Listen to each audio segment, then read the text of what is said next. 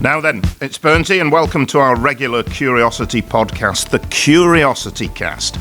Every episode we take questions asked by members of the public in Hull to try and get them the best answers from the very best brains in the city. Not all questions are about Hull, they can be about whatever you want to discover. This episode, we're focusing on the mighty Tigers and looking at what a return to the Premier League may mean for Hull City Football Club. With top-tier football finally back on the agenda, we'll discuss what this means to the finances, the culture, and the overall vibe of the city of Hull. We'll stay clear of tactics and left-backs and relative merits of goalkeepers and all that stuff, and the politics of the club, and concentrate on what this magnificent achievement means to the city as a whole. With us to talk it all through is a man who's had his finger on the pulse and nose in the trough of local life. That sounds wrong. For longer than anyone cares to remember. He's stuck his nose into stuff, and rightly so. He's one of the city's, if not the city's top journalist, regular Curiosity contributor. Journalist Angus Young joins us. How are you, Angus? I got there in the end. Yes, my nose is still intact after all that. Yeah. It's not in the trough. I don't think it's in the trough, is it? But you've rightly stuck your nose into business on behalf of the people of Hull. Find out what was going on. Yes, I suppose I have. That's a good description, yeah. Right, well, we got there in the end. It should have been snout. Snout. That's producer Dave, by the way, who pulls it all together magically somehow on Curiosity. Right then, Angus, this is a moment of great celebration. City getting back in the Premier League. And all the attention it brings. We're going to sort of concentrate on the benefits beyond the football club, hopefully mutually beneficial for the football club, but for the city as well. I was in a taxi after promotion, and the taxi driver was waxing lyrical as to what it could mean for the city. Give us an overview of what you think it might mean. Yeah, I think it's a massive opportunity for Hull. As it was in the last two promotions, and I think both occasions, I think the profile of the city went sky high, really, and it's a national and a global opportunity as well, because all of a sudden you've got this massive global audience watching Premier League football, and Hull's going to be on the telly around the world. So from that point of view, I think it's a time for the council, for the mayor, Luke Campbell, for private business, other public organisations to really sort of get stuck in and make the most of it. Yeah, last time under the Alams, Assam just didn't want to engage with the city. If you think back to the last promotion, there was no open top bus tour or anything like that. He just didn't want to do it. So to me, it was always a missed opportunity for the city. Him and the council were at loggerheads. I detect, and tell me if I'm wrong, a far better relationship this time round. Yeah, I think there is, and I think it was reflected in the promotion party in the city centre. I wasn't there, but I saw the images, and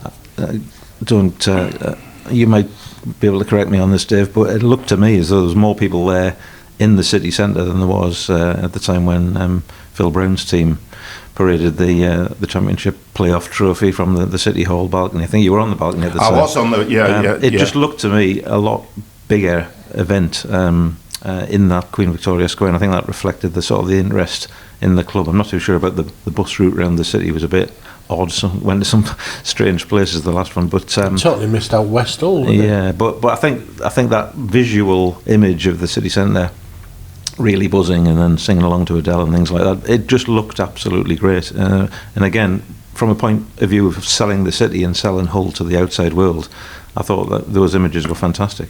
Are we well placed as a city? Because there's a lot going on anyway in terms of all the maritime stuff finally coming online, and here we are with an added bonus, an unexpected bonus of a Premier League football club in the city. Yeah, I mean the whole Maritime City project was predicated on the fact that it was there to boost visitors, obviously preserve the heritage of the maritime stock in Hull, but the actual visitor destination angle was all about pulling more people into Hull and a visitor economy, a tourist economy, bringing in the extra spend. And that's been a long-term plan, and it's now coming to fruition. Most of the attractions are opening or have opened or about to open. Maritime Museum opening in August now, August the 8th, which is just in time for the start of the football season. So yeah, Hull is ready, really. We've got all these big projects that have taken years to come to fruition. They're all now just about to open, or as I say, ready to open. So, and now we've got Premier League football, so why not make the most of it? Yeah. How are they going to make the most of it? Have you talked to anybody? I've seen a few tweets from the council leader, but is there anybody sort of set aside by the council to work on this to really make it zing? Well, do we know? Like you, I've seen the comments on social media from Mike Ross, the council leader, Luke Campbell congratulating the team as well. It really, I would think it should be all hands on deck to make sure that the city is ready, pump a bit of cash in if they've got it, to really sort of go out on a limb and promote the place. What's it worth to the city? I sort of know what it's worth to the football club, roughly per season, about basic somewhere in the region of 110 to 120 million quid. And if you can stay up a season, you get access to another year of parachute payments should you go back down and everything like that. But I've struggled. I've found some stuff, but I've struggled to find any definitive study on the value of a City having a Premier League team. You any idea? I haven't, I'm afraid. There's a probably incalculable. I remember back in the days when City won for the first promotion, I did a story and I came up with a figure. Can't remember where I got the figure from. I have a feeling it was some academic professor or some study that I'd done at the time. But obviously that was a long time ago now, and I'm sure that figure's probably gone upwards. So it's incalculable. I should imagine millions. It might be billions. I actually found a Premier League report on the 23-24 season.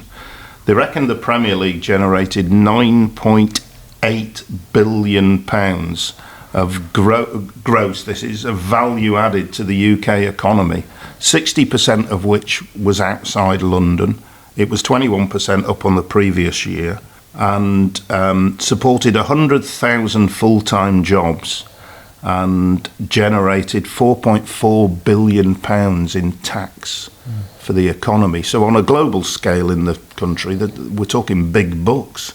So it's a case of how that impacts on the city. What would you expect the impact to be? I think the immediate impact would be on the leisure, catering, hospitality sector, in terms of fans. Well, home fans coming to the game and spending a bit more time maybe in the city centre and around the stadium area. But obviously, visiting fans from other teams, it's going to be fewer games in the Premier League, I understand, than the Championship. 38 rather than 46, yeah. And probably at strange times of the day to suit TV. But you're still going to get visiting fans coming, and probably more visiting fans. I can imagine Sunderland, Newcastle, Leeds will be quite tasty games in terms of fans coming down, because they're the local derbies, if you like. So the roads are fit. We've got the A63 fixed and all that kind of stuff. How are the trains? Are the trains all right at the minute? I don't travel on train, really. I think the trains are okay. I think the road access now is brilliant.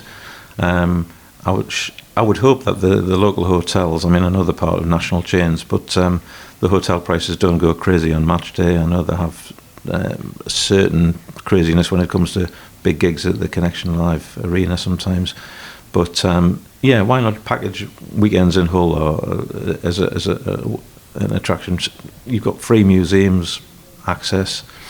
You've got a good city centre now. Humber Street obviously is a big attraction. You've got the festivals coming down the line. Why not go all out and promote the place? Yeah, well, hopefully they will. Just slightly more figures that I actually discovered.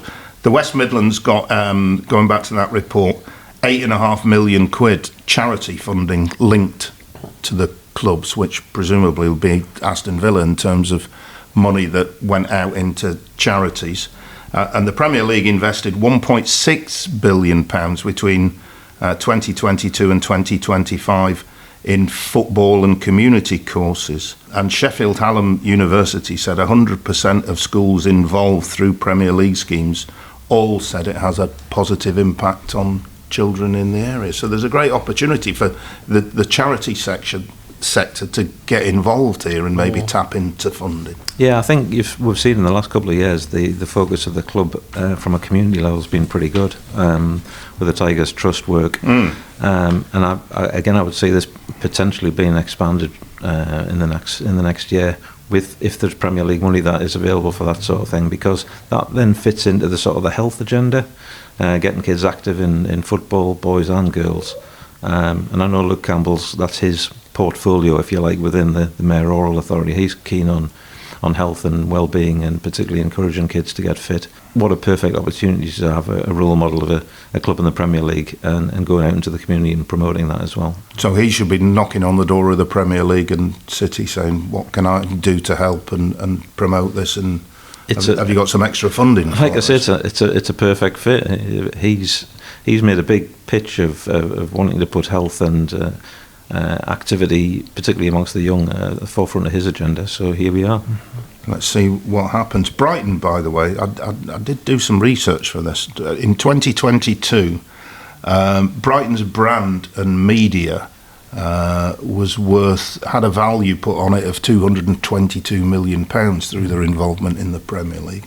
And they had, and I know Brighton's maybe because it's nearer London, 54,000 overseas visitors came to games at Brighton. That's interesting for Hull, isn't it, with the Turkish connection and the Japanese connection and that kind of stuff. Well, yeah, I mean, they had a Japanese player on loan, but if and I'm not saying this should influence, and it won't influence transfer policy, but if you have players from certain countries, there will be fans from those certain countries who will want to come and see them play, and come and see them and play in Hull.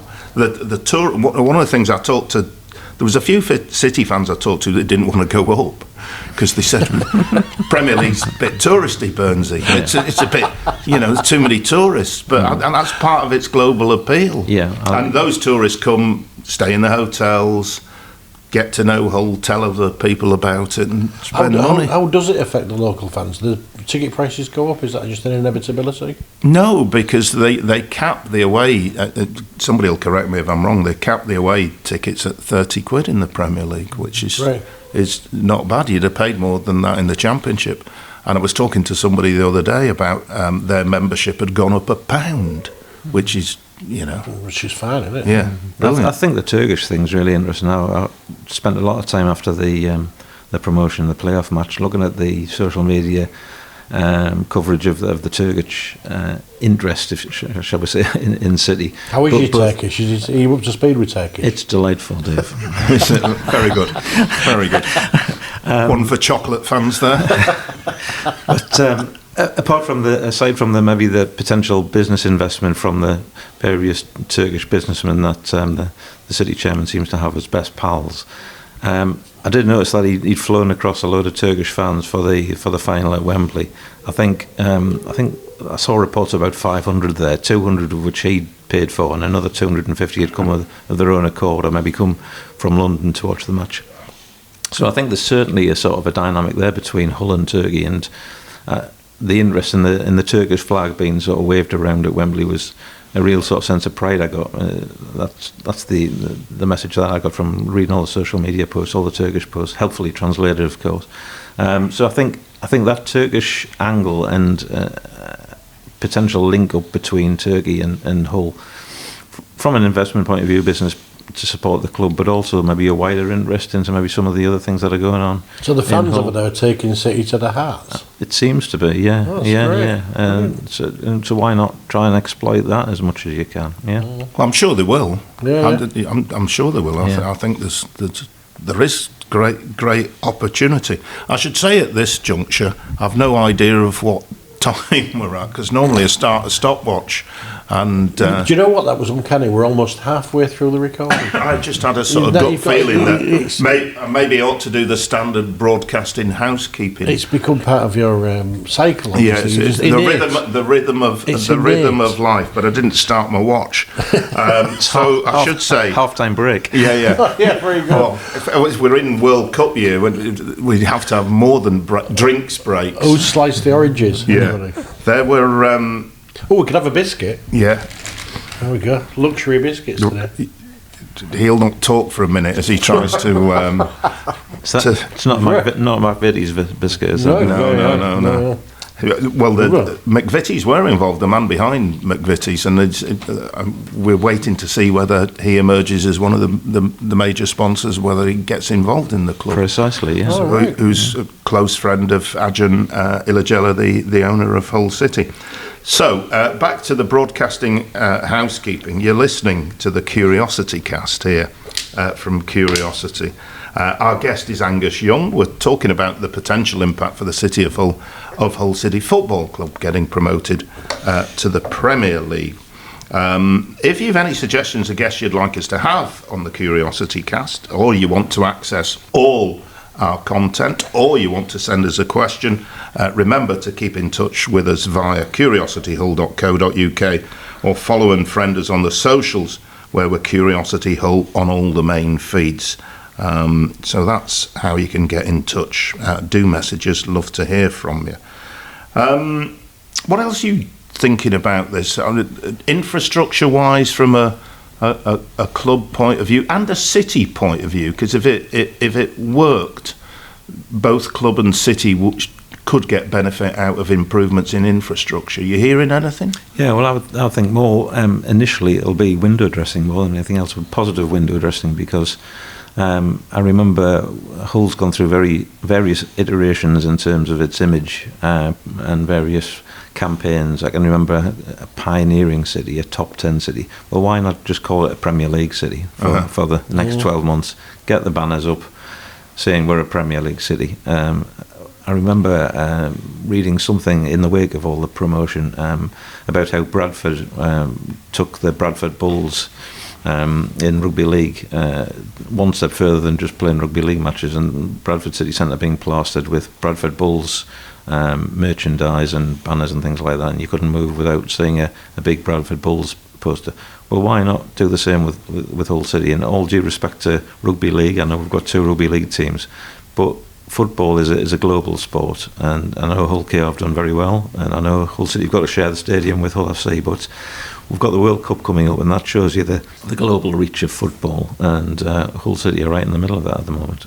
What about sort of stadium redevelopment? I mean, they will have to spend some money on facilities and upgrade for the Premier League. What about beyond that, Angus? What do you know? Well, I think we've spoken privately about the fact that City probably need to stay up for the first 12 months, and that's maybe where the priority is going to be. But long term, if the club can stay up and do a Brighton, say for instance, and stay around in the Premier League for at least a couple of seasons, then I think there has got to be investment in the stadium, investment in the area around it, and looking at things like the training ground, things like that. But I had a walk down West Park the other day, and I saw some of the facilities that have been pretty much abandoned, the old outdoor 5-a-side pitches and things like that were part of the stadium development. They've gone to rack and ruin. They're just under lock and key, and weeds growing, that sort of thing. It's a big site. You've obviously got the fairground site next door. We'll probably come to that in a second. But there's a lot in and around West Park itself that was maybe part of the original stadium development that is looking pretty tatty. The arena, the indoor arena, the outside of it looks absolutely terrible. It needs a really good clean. So just simple stuff like that as well. Which I'm sure some of it will happen. You mentioned the fairground. That will be a debate that will rear its head at some point in the future. But probably, as you say, the club need to establish themselves as a Premier League club. Yeah, and in the last couple of promotions, there was talk about extending the stadium. From memory, I think when it was built, there was it was built with the capacity to extend on the east stand, I believe. It was designed, put another tier on. It was designed that way, so that would be the easiest way to expand. Of course, it never actually happened, and that would be a discussion, obviously, between the club and the council.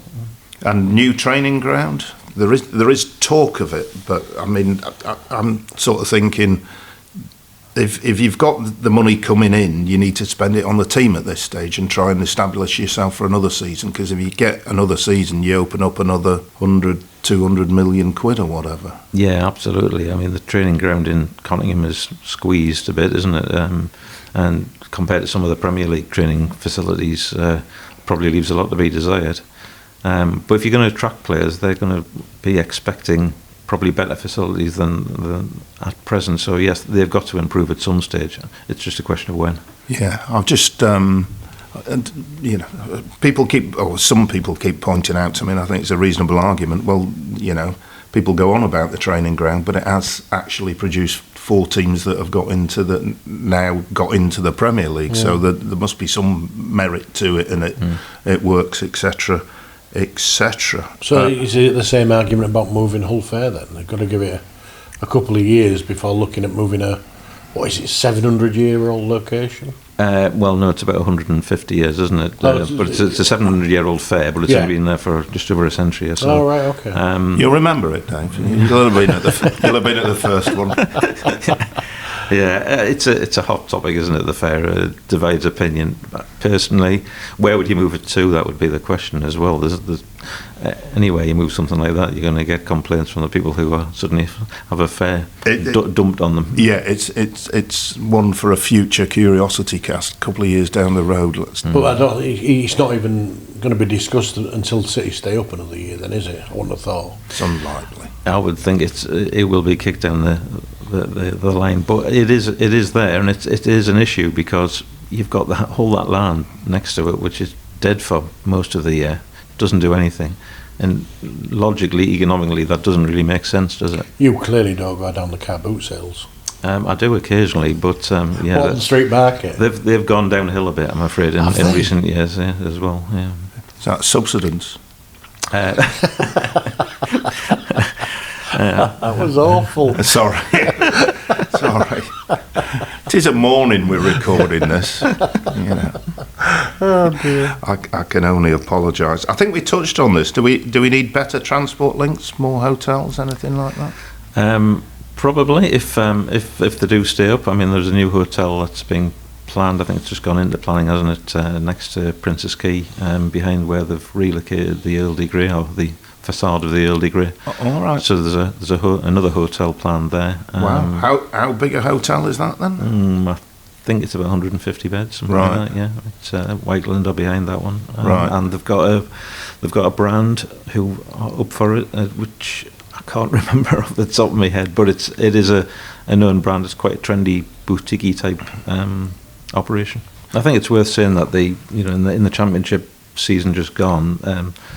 Dave will know this, but the crowds were pretty good, weren't they? It was been excellent. Close to full houses most of the time. So you're not going to get much difference in terms of the actual overall numbers. You're probably going to get sellouts for most of the games, but they've been pretty good the last couple of seasons, and particularly this season. Yeah, and they'll all be, it's Premier League, they'll be coming in the helicopters, won't they? And more in the luxury yachts in the marina and everything like that. Maybe not. Just as we were talking about this, you were talking about the Premier League, I had a mental image on the other side of Anderby Road, from just on the other side of the flyover from the ground in West Park, the Premier Bar. Remember, it opened in the Premier League, I think, first time round, just as a business. And is that the same building that's now being done up by the old cinema? It was sort of in the vicinity of Gilbert Bateson's auction house. It's the old cinema. Gyroscope are doing it. Gyroscope have got it, and it is being doing it up. It is being done, not at the moment, but they have got planning permission to turn it into a community space. Yeah. Right. Oh, so it won't be a Premier Bar again. Then, not a bar, but I'm guessing the surviving pubs that are in the area will be looking forward to the next season as Princes Avenue and Anderby Road. Yeah, they'll be pretty busy. Have you detected a lift in the spirit of the city, the morale of the city? Yeah. Because there's a Premier League team. What sort of things are you hearing and seeing? I would definitely think that there has been. I think that weekend, when they came back with the trophy and the big parade, as I say, in Queen Victoria Square, I think that was a win-win for Hull. It got them on the national news, global attention because of those images, and you can't buy that sort of free publicity, if you like, for a city. And it's a gorgeous view, isn't it? You've got the Maritime Museum. It was bright sunshine, the architecture, Queen's Gardens in the background, packed Queen Victoria Square. It just looked brilliant. You came past my house, the parade, the bus. Not one of them waved us. Did you wave anyway? Waving like hell, I waved my arm off. Did you? Admittedly, we was on the wrong side of the road. But, you'd think one of the subs, they'd put one of the subs over that side, to wave at us plebs. But nothing. I have complained in writing. We'll see what happens. Tumbleweed. Oh, no. Just thinking internationally and thinking off the top of my head here, which is always dangerous. Is there a role for Humberside Airport to play in this, or is that too big a thing to suddenly?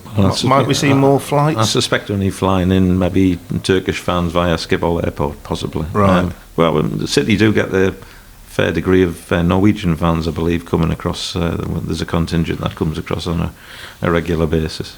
And the owner's always coming in his private jet and things like that, and Corridor Airlines have flown in. Wealthy Chelsea fans and stuff like that, no? Wealthy Chelsea fans? Wealthy Chelsea fans.